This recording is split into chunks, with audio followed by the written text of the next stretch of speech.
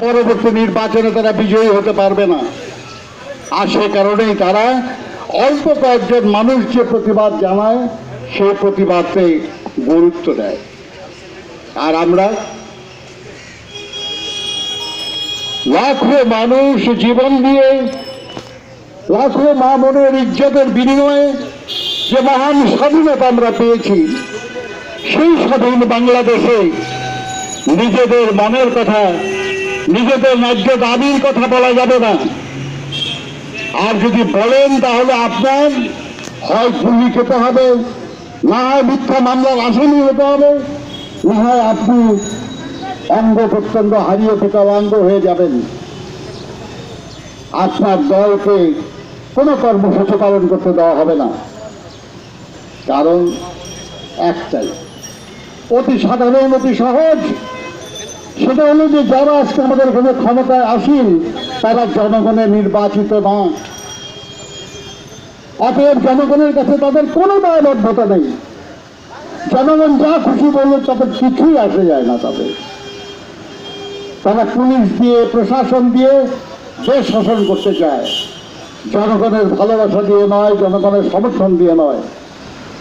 আর সে কারণেই আজ মহান স্বাধীনতার ঘোষক এই বাংলাদেশের জনগণের প্রধান নির্বাচিত রাষ্ট্রপতি, এই সমৃদ্ধ বাংলাদেশের উপকার শহীদ রাষ্ট্রপতি জিয়া রহমানের সহধর্মিণী এবং দেশের প্রথম মহিলা প্রধানমন্ত্রী, 3 বারের নির্বাচিত প্রধানমন্ত্রী, 2 বার বিরোধী দলীয় নেতা এবং বাংলাদেশের বিভিন্ন অঞ্চল থেকে যত নির্বাচনে তিনি অংশগ্রহণ করেছেন প্রত্যেক নির্বাচনে বিপুল ভোটে বিজয়ী এই সবচেয়ে জনপ্রিয় মানুষটিকে আজ মিথ্যা মামলায় কারাগারে আবদ্ধ করে রাখা হয়েছে। নির্জন কারাগারে, যেখানে তিনি আরো বেশি অসুস্থ হয়ে পড়েন। দরখাস্ত করে কাজ হয় না, অনুরোধ করে কাজ হয় না, মন্ত্রীর সঙ্গে সাক্ষাৎ করেও কাজ হয় না। শেষ পর্যন্ত আদালতে যে আমাদেরকে নির্দেশ দিতে হয় যে একটা মেডিকেল বোর্ড করে দেখা হোক তার শারীরিক অবস্থা কেমন, সেটাও করতে গিয়ে বিলম্ব করা হয়। কারণ তারা যে রিপোর্ট দিয়েছেন, ভীতিকর রিপোর্ট। এই মানুষটি যিনি নিজের পিতৃহারা সন্তানদের প্রতি দায়িত্ব পালন না করে বাংলাদেশের জনগণের প্রতি দায়িত্ব পালন করেছেন, যিনি তার সংসারের সমৃদ্ধ চিন্তা না করে গোটা বাংলাদেশের সমৃদ্ধ চিন্তা করেছেন, যিনি এই বাংলাদেশের জনগণকে স্বৈর শাসনের জগদ্দল পাথর থেকে মুক্ত করেছেন আপোষহীন লড়াইয়ের মাধ্যমে, সেই দেশনেত্রী, সেই গণতন্ত্রের নেত্রী বেগম খালেদা জিয়া আজ কারাগারে আবদ্ধ। তার মুক্তির কথা পরে প্রশ্ন হলো যে কিভাবে তাকে কারাগারে আবদ্ধ করা হয়। আমরা তার আদালতে বিচারের সময় গেছি, আমরা সেখানে বসেছি, আমরা দেখেছি সরকার পক্ষ কোনোভাবেই প্রমাণ করতে পারে নাই যে বেগম খালেদা জিয়া অপরাধের সঙ্গে কোনোভাবে সম্পৃক্ত। কোনো ডকুমেন্টে তার কোনো দস্তখত নাই, তার কোনো অ্যাপ্রুভাল নাই, তার কোনো সম্মতি নাই, কিছুই নাই। এবং যে টাকা তছরূপ হয়েছে বলা হয়েছে, আমাদের প্রধানমন্ত্রী বলতে খুব ভালোবাসেন যে এটিএমের টাকা চুরি করেছে। এটিএমের যে টাকা ছিল 2.5 কোটির মতো, সেটা হয়ে গেছে প্রায় 8 কোটি। তছরূপ হলো কোনটা?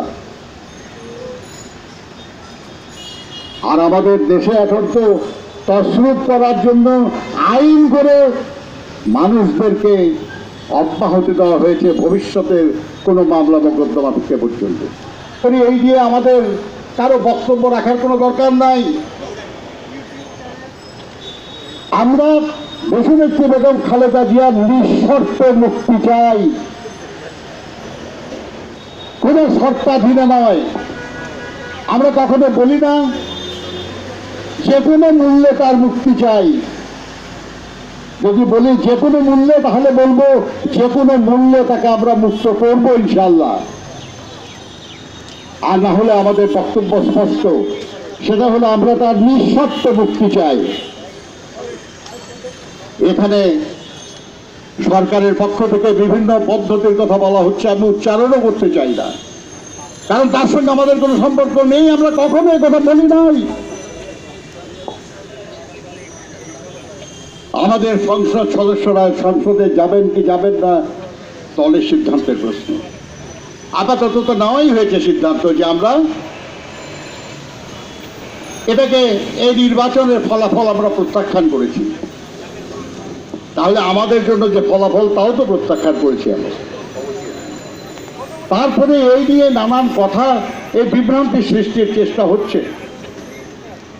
আমাদের দলের পক্ষ থেকে তাদেরকে ডেকে বলে দেওয়া হয়েছে যে দলের সিদ্ধান্ত আপনারা মানবেন, মানতে হবে, এবং দলের সিদ্ধান্ত না হওয়া পর্যন্ত আপনারা সংসদে যাবেন না এবং কোনো ব্যাপারে কোনো কথাও বলবেন না। আমাদের সংসদ সদস্যরা রাজি হয়ে গেছেন। তবে বন্ধুগণ, আমরা বেগম খালেদা জিয়ার নিঃশর্ত মুক্তি চাই, কারণ এটা তার প্রাপ্য। তিনি একজন সিনিয়র সিটিজেন, ৭৪ বছর বয়স।